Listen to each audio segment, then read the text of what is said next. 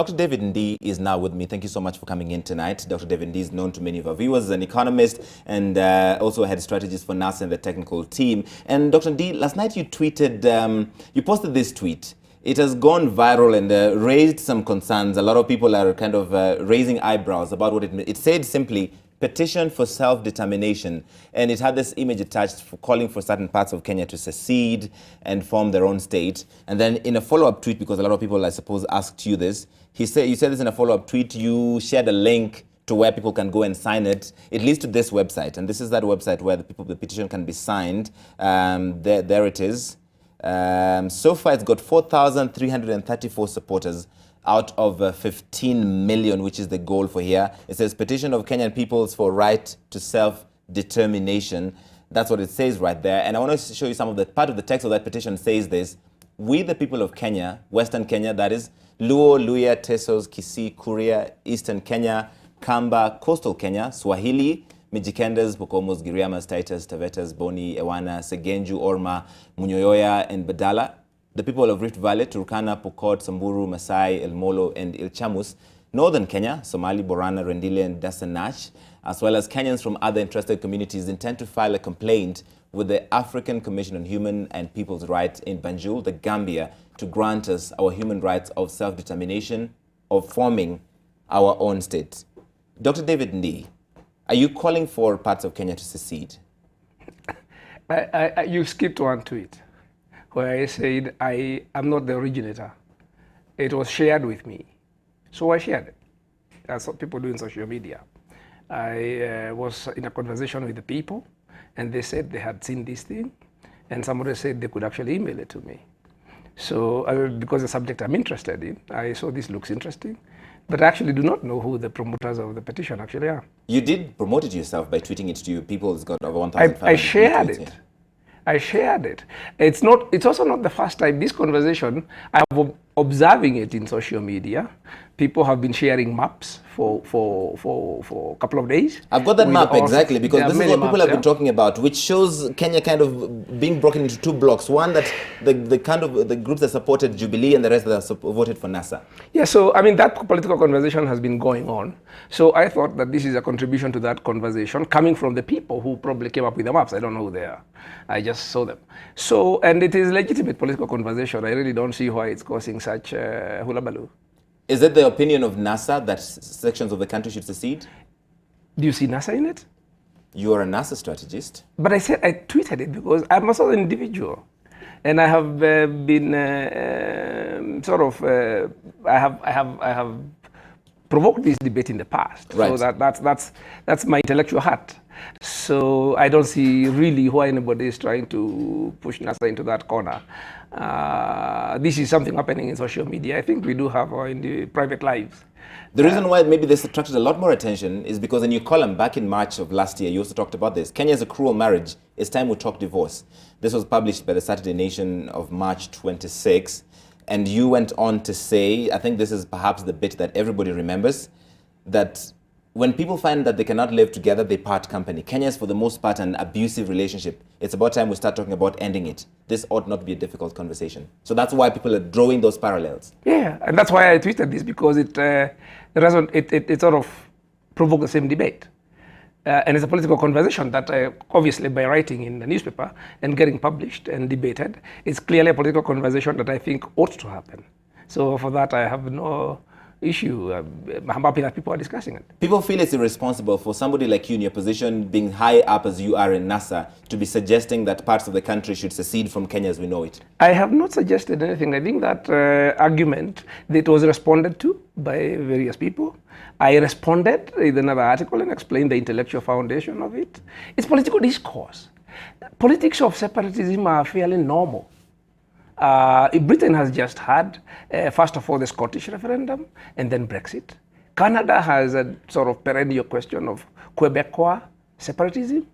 I think if you go philosophical, there is a French political philosopher of a century ago, Ernest Renan, who characterized nations as a daily plebiscite. The point he was making, I think it was the first characterization of that nature, that the constituent parts of a nation are in a willful union. and they are free to leave. So it is the business, the nation is the process of giving them reasons to stay. So if you want us to discuss political philosophy, I think the foundation for that kind of conversation is quite strong. The other reason is, and I've also written about that, in fact, in the response to that article, I made reference to the conversation about the salience of identity politics. And we have tended not to confront identity politics. And if you look at what's going on in the world, we tend to focus and think that politics, we should discuss material politics, what we call development politics. But if you look at what really bothers us, is identity politics. So if what I have sought to do intellectually is to give people the language to discuss this identity politics, which has hitherto been taboo. It has been made taboo by politicians who don't want us to discuss these issues. And if we don't, as you know, socially, if you make things taboo, you don't confront them. If you make rape taboo or incest taboo or other things taboo, you are in denial about them. That may be so. The philosophies of this discussion aside, on a practical basis, when there's a half of the country that feels aggrieved about the election outcome, and then somebody in your position shares this, you see how it's likely to be taken not on a philosophical angle, but on a practical perspective. This is a country which has fought about these issues long before I wrote this. Okay? It is a country whose leaders have been taken to the ICC for this ethnic sort of conflict.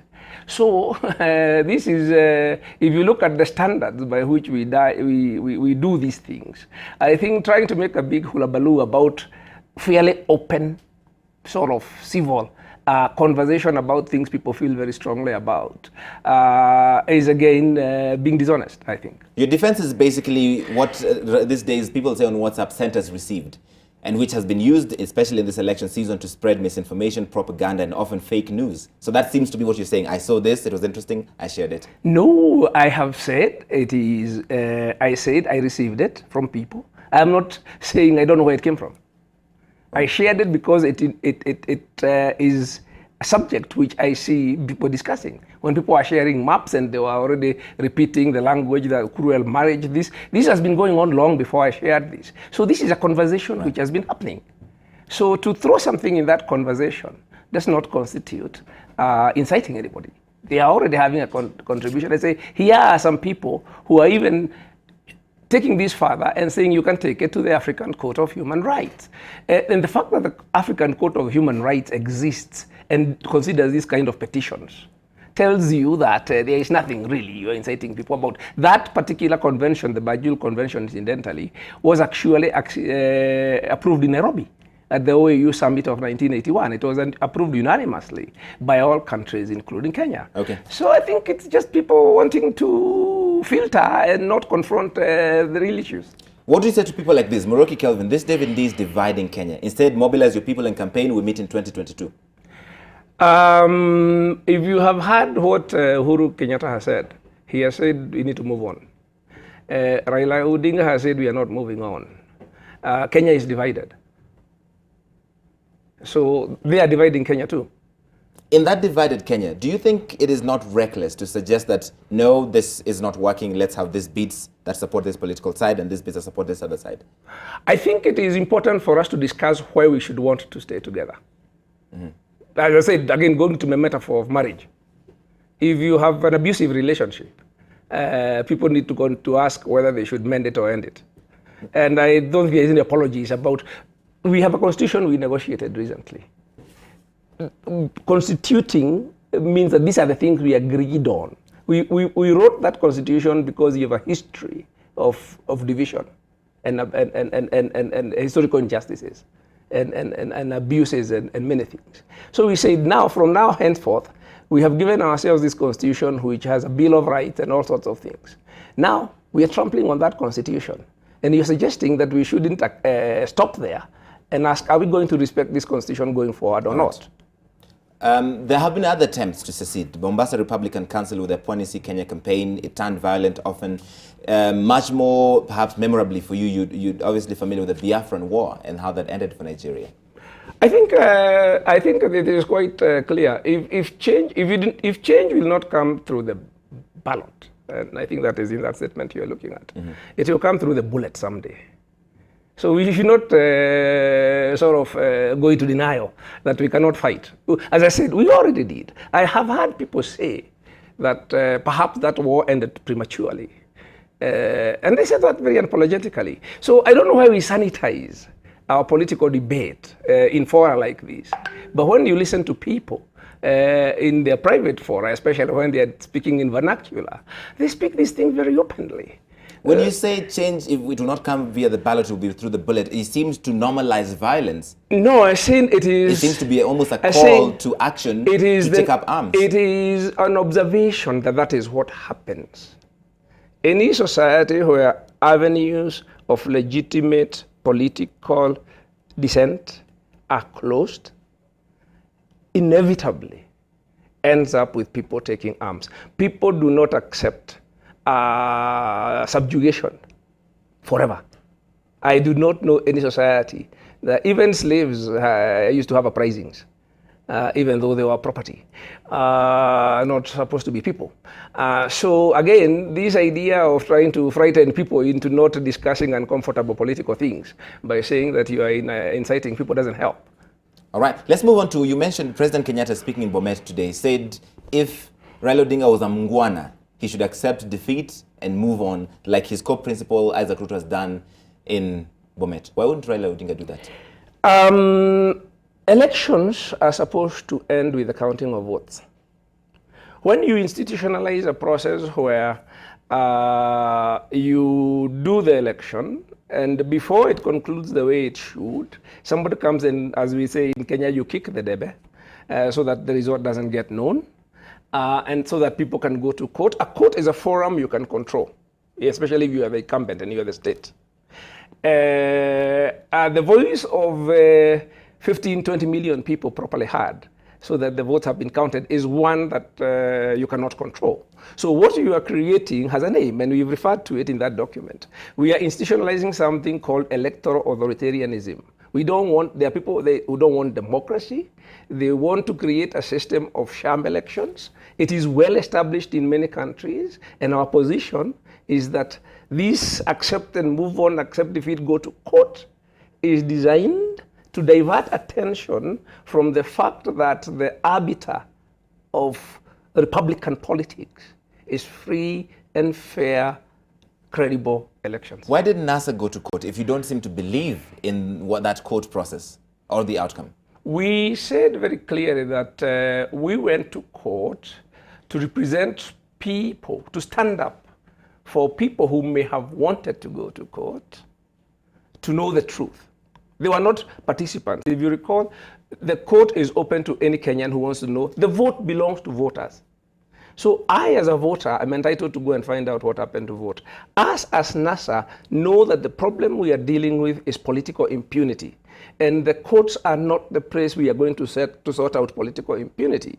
So we were clear from the outset that we fought this election not just on a platform of winning power, but also of implementing electoral reform. If you recall, we started with protests against the old IEBC because we said the free and fair elections is the last hurdle in our democratic transition. We are the ones who have pushed all the other reform agendas. We say this is where we are stuck. We said our agenda this election is not just about winning power, but cleaning up our electoral system. Right. That has been frustrated. So for us, cleaning up the electoral system is not something that the court petition is going to do. That's a political job. What do you mean it's a political job? Because when you say that, when you announced you're going to court, Raila Odinga said this court has a chance to redeem itself. Yeah. It seems to say that this court will only redeem itself if it rules in favor of NASA. No, it can make a considered judgment which shows that we lost fairly. You just said that you wanted to go to court to show, so Kenyans can know the truth. Is the truth only the NASA version of the truth? No, listen. The last petition, we got a 5-minute ruling. There is a requirement, I'm not a lawyer, that judges with multiple judges, for instance, should each issue its own judgment. Right. We have never gotten the reason arguments about how the court arrived at that decision. The court has not justified why it defied the spirit of the Constitution, which says that procedure should not trump substance, and decided to throw out evidence on procedure on the most important matter. Right. So that matter has been debated extensively by experts. So we are talking about, is that the way the Supreme Court should have put its best foot forward in the purpose for which it was created? No. We're just saying we hope that this Supreme Court will, we have read nothing about ruling in our favor. We have talked about acquitting itself properly in the manner that can inspire confidence in its work. While at the same time, the statement today by Raila Odinga says, we launch a national campaign for truth and electoral justice in Kenya. In this campaign, we will affirm our commitment to freedom and the rule of law and democracy. We will defend our political rights and democratic space. This language seems very close to mass action. Yes, it is. So are you calling for mass action? We will, at the appropriate point. While the court case is ongoing at the Supreme Court? No, I said at the appropriate time. We will call. This has nothing to do. We were going to do this if the election was averted, regardless of whether we went to go to court. That's why we were not going to go to court. Because, as we have said, it is political impunity. So we knew if the election is averted, the thing we would be confronting for the next couple of years is political impunity. That's our political agenda now. How do you confront political impunity in a legal way when you're already in court trying to contest the outcome of the election? We did not go to court to challenge political impunity. You went to court to challenge the election. You're asking the court to invalidate the election. We went to court to represent those people who may have wanted to go, and we're very clear. We wanted to go to court so that we do not repeat this amnesia in every Kenya where you do something, you sweep it under the rug.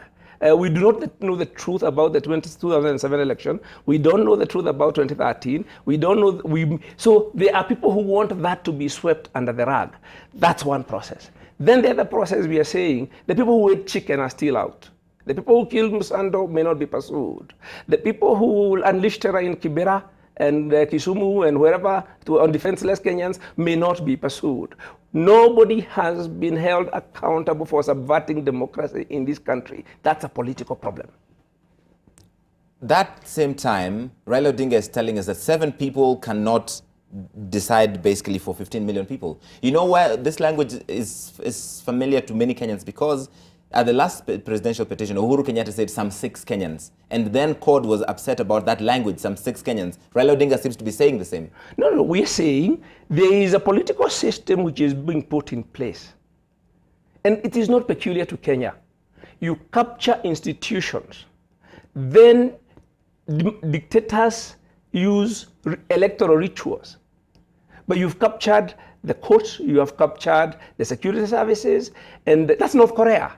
So you have elections with 98% outcome for the incumbent every election. That we are saying that is our view of where our politics is being driven. This claim I want to follow up on. Raila Odinga says 54% is what this software apparently put the margin for the winner in many different governor races and in the presidential race. Is there any truth to this? You should read what you're reading in context. Don't take it out. You said 54% this time, 70% next time, 98% thereafter for life presidents. We are making a political statement that we are institutionalizing the sham elections. We have referred to the election in Azerbaijan just a couple of days ago. There is also posted before the people actually went to vote. The results came out before people went to vote. We are saying that's where we are headed. Except this 54% is not exactly true. We checked some of those governor races that Raila Odinga mentioned today. I want to just play the soundbite for you for the 54%, so we make sure that we're talking about the same thing. This is what Raila Odinga said in Mombasa about 54%.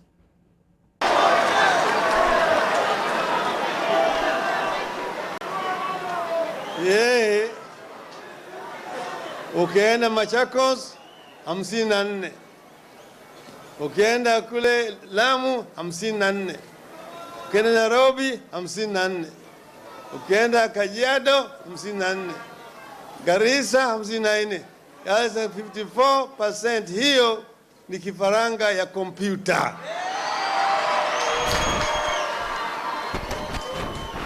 hawani faranga ya kompyuta. So the presidential election was on 54%. So he's right on that. Uhuru Kenyatta, according to IEBC, had 54%. Raila Odinga had 44.9%. However, we checked the governor races. In Machakos, which he started with, Alfred Mutua had 53.21%. And Wavinya Ndeti, 44%. In the next one, which he mentioned, was Lamu. According to the IEBC's results, Lamu, Fahim Twaha had 46%. If you round it off, it's 47%. And Issa Abdallah Timami had 45%. In Nairobi, Mike Sonko had 53.49%. You might say close, 54%. And Kidero Odhiambo Evans had 42%. The other county that Raila Odinga mentioned was Kajiado. Joseph Lenku had 53.76%, so yes, that's 54% rounded off. And David Ndii had 45%, the ODM candidate. And finally in Garissa, Ali Korane, the current governor, had 51%, and Nadif Jama, the former governor, had 47%. So this is not exactly true. But you're speaking to Raila Odinga, not me. Because we are going to discuss the paper. Let me finish. Yes. The paper talks about 54%, doesn't talk how many races. Right. But Raila was speaking in a political rally and throwing numbers. Throwing numbers that are not true. Now you can ask him about why he was throwing out those numbers. So you cannot. I don't know where he got them from. So, but they're not in the paper. I had something to do with the paper. You worked on this statement. Yes. The counties they mentioned are not in this paper. They are not there. Because what this says, the first time the computer was set at 54% in favor of the incumbent presidential candidate and other select governor races across the country. Yeah, but it doesn't say which one. And you've mentioned a couple of which are 53. Yes. I think only 1 or 2 are outside that range. Right. So that's a conversation. I think quibbling about numbers, it does not detract from the principle that the main subject there is about presidential elections. And the fact that you're saying that the fact that you have countries where you have elections which are there to just affirm the incumbents and give them cloaks of respectability, that is undeniable. We are saying politically, that's where we see ourselves going. And that is something we will not accept. To recap, are you saying as NASA you have no faith in the outcome of the Supreme Court petition? We are saying the Supreme Court petition will not solve our political problems. Even if it in fact invalidates the election and calls for a fresh presidential election? No, it will not, because if it calls a fresh presidential election, there is nothing to stop the incumbents from practicing the same impunity. Yeah? So that's what you're calling political impunity. We have a problem with our electoral system and its capture. We tried very hard. We put in a system which you saw the Jubilee and IEBC fighting, going to court together. That system was not used in the election, because if that system had been used, you saw Chris Musando before he died explaining very clearly that you could not send text in the system without images, and that the image was in fact the key for transmission. Yet we have over 10,000 results where the images are decoupled from whatever, and we have that on record. In writing from the IEBC.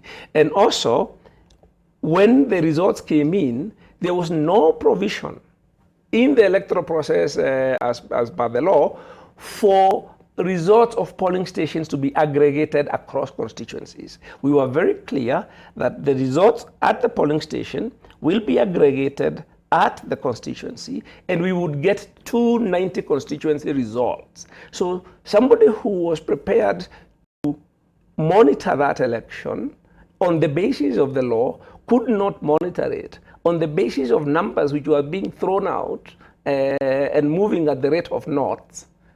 Yeah? So I don't know why we want to pretend that this didn't happen. We have seen the process that we fought so hard to put in place so that the election can be transparent, simple, credible, all the benchmarks set in the Constitution. We saw that process completely subverted in broad daylight. To my mind, there is no difference between what happened and the violence we saw in KICC in 2007, when police came, dispersed, kidnapped Kivuitu, and then we got a result which we don't know where the number came from. That's what we're saying. And the Supreme Court will not solve that problem. So if the Supreme Court will not solve that problem, why are you in the Supreme Court? No, again, we went to the Supreme Court because Kenyans said they want to know the truth. And truth. Those who are thought that they might be going to the Supreme Court were attacked very viciously. Africa and KHFC. Africa KHFC were attacked very viciously. So who remained? Who could stand up to these bullies?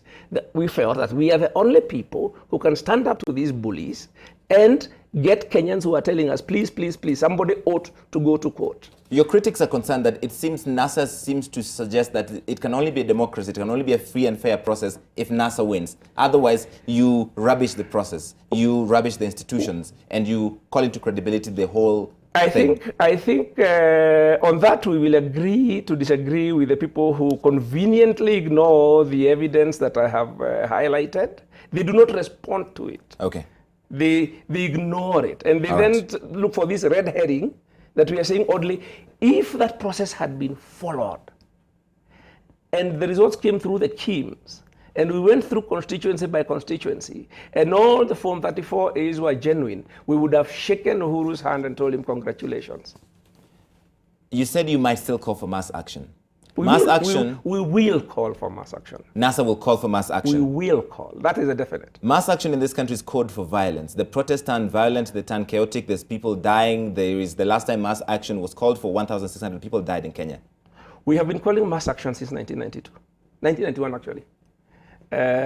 We will not stop as long as people try to restore dictatorship. Even if people die in the process? Even if I die. You don't think that's very reckless? No. We will not live in a dictatorship willingly. We have said very clearly. Is political ambition more important than people's lives? This is not political ambition. I have no political ambitions. The political ambition of the people you work with? This is not, we have been at this since 1990. We lost elections to Moi in 1992. We continued. We lost elections to Moi in 1997. We continued. We won elections in 2003. We made some progress. We tried to push further. We pushed through a new constitution. This country, since colonialism, we have only made political progress against the powerful people who want to oppress us by resistance. What we are saying, we will resist. Right. When we resist, the police will come and shoot us. We do not initiate violence. It is initiated by the government. But what we are saying is that we are no fear. All right, we will leave it there. Dr. David Ndii, thank you so much for coming in tonight.